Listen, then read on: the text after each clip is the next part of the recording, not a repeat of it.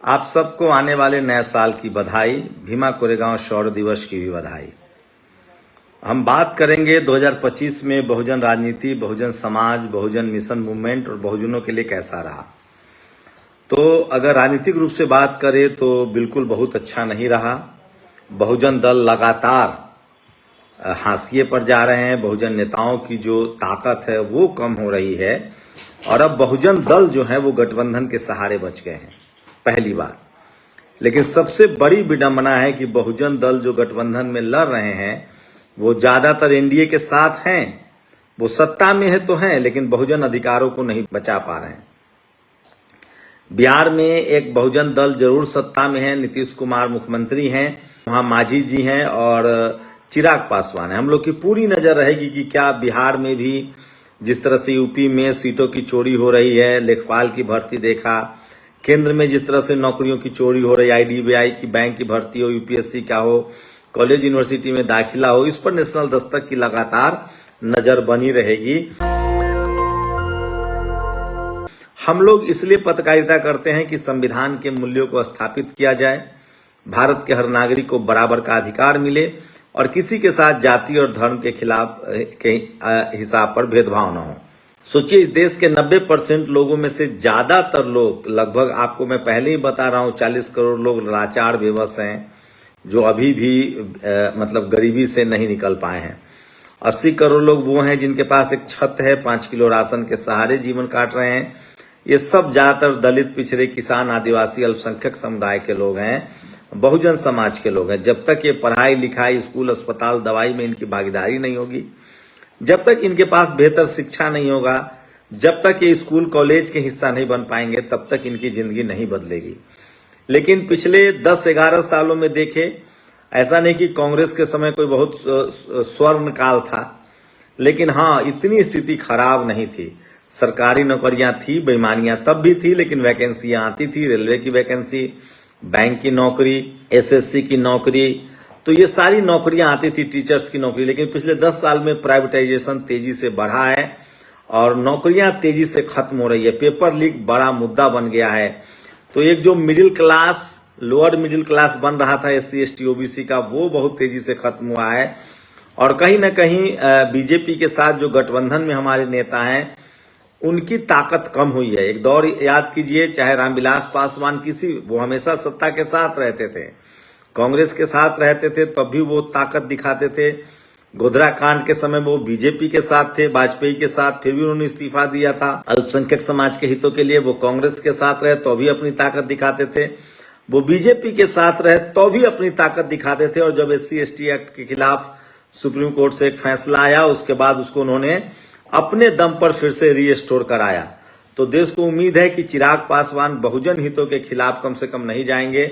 और मांझी जी और चिराग पासवान से बहुत उम्मीदें हैं, नीतीश कुमार से बहुत उम्मीदें हैं, देखते हैं क्या होता है। तेजस्वी यादव से बहुत उम्मीदें हैं, अभी भी वो नेता प्रतिपक्ष हैं, तो क्या होता है ये आने वाली बात है।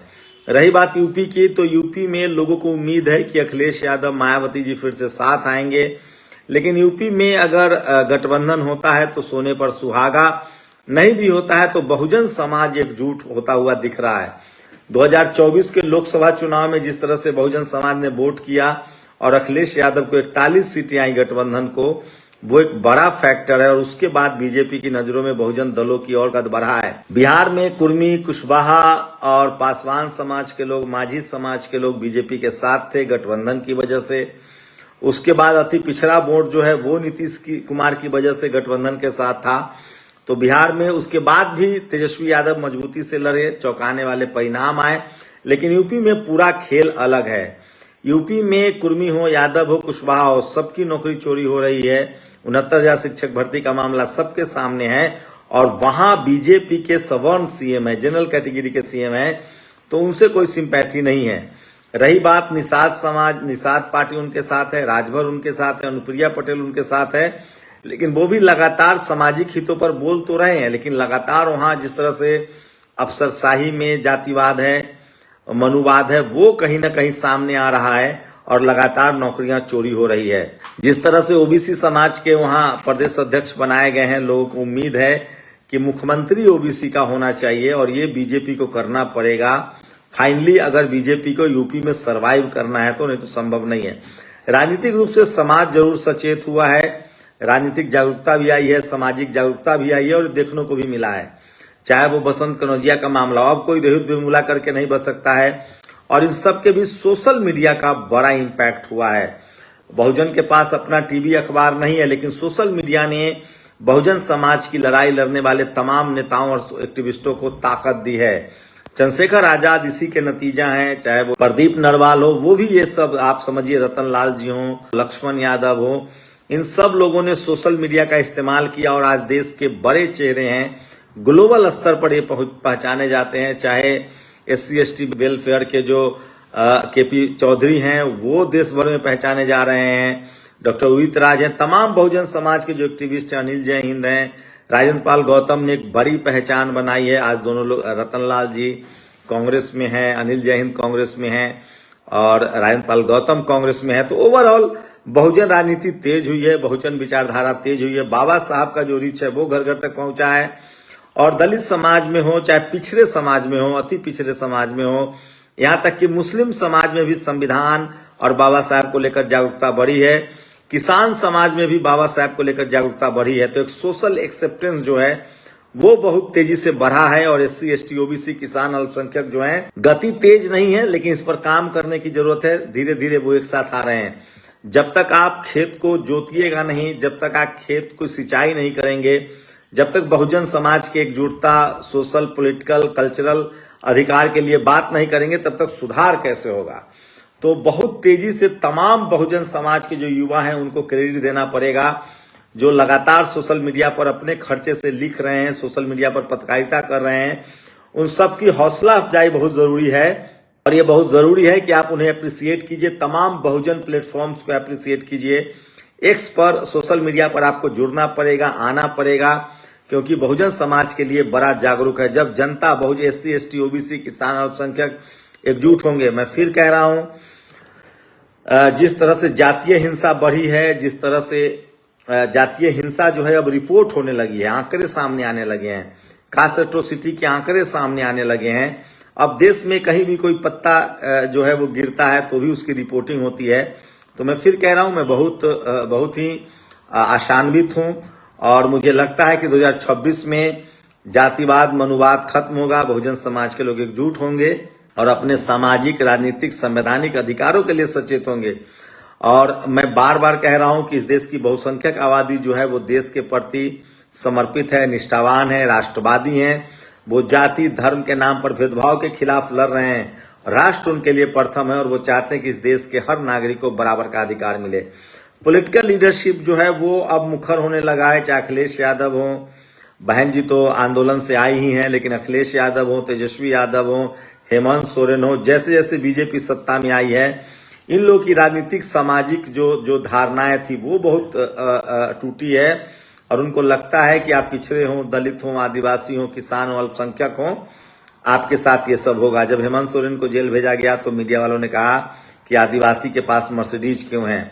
अखिलेश यादव के साथ जिस तरह से गंगा जल से घर धुलवाया गया, ये सब पूरे पुराने मामले हैं, लेकिन इसका भी बड़ा असर रहा।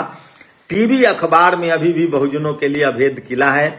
जुडिशियरी सिस्टम में वो थोड़ा बहुत आ पाए हैं, लेकिन सरकारी नौकरियां लगातार खत्म हो रही है और बीजेपी से धीरे धीरे दलित, पिछड़ा, किसान, आदिवासी, अल्पसंख्यकों का मोह भंग हो रहा है और उनको लग रहा है कि धर्म के नाम पर उनका पॉलिटिकल इस्तेमाल हो रहा है, राजनीतिक इस्तेमाल हो रहा है।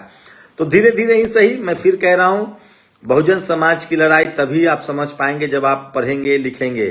ये लड़ाई इसीलिए आप जो बहुजन समाज के लोग जो हाशिए पर हैं, जो सिस्टम से बाहर हैं, जो लाचार और बेबस हैं, वो रोजी रोटी की लड़ाई लड़ रहे हैं। उनके पास न तो उतना समय है, न उनके पास संसाधन है। लेकिन मैं फिर कह रहा हूं, इस देश में सबको बराबर की हिस्सेदारी है। बहुजन समाज की लड़ाई देश को मजबूत करने की लड़ाई है। जब इस देश का हर नागरिक मजबूत होगा, संविधान राष्ट्र निर्माण की एक प्रक्रिया है, हथियार है, ताकि इस देश से सबको जोड़ा जाए, इस देश से सबको एकजुट रखा जाए। और जब इस देश का हर नागरिक मजबूत होगा, तभी जाकर हर देश जो है वो और मजबूत होगा।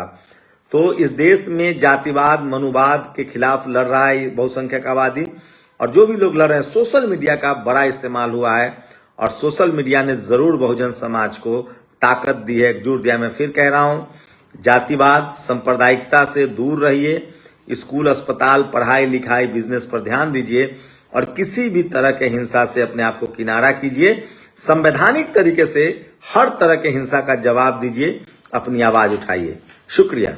दस्तक की आपसे गुजारिश है कि अगर इसको बचाना चाहते हैं तो नेशनल दस्तक को सब्सक्राइब करने के लिए रेड कलर के सब्सक्राइब बटन को दबाएं, फिर बेल आइकन की घंटी दबाएं। नेशनल दस्तक को बचाने के लिए बहुत जरूरी है कि हर खबर को शेयर करें, लाइक करें, कमेंट जरूर करें।